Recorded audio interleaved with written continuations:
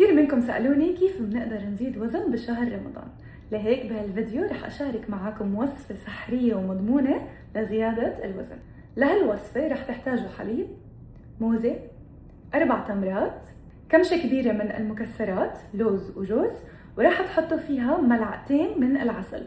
اضربوا كل هالمكونات بالخلاط واشربوه مرتين باليوم، مرة بعد صلاة التراويح ومرة مع وجبة السحور، زيادة على وجباتكم اللي متعودين عليها يوميا، ورح تشوفوا نتيجة سحرية.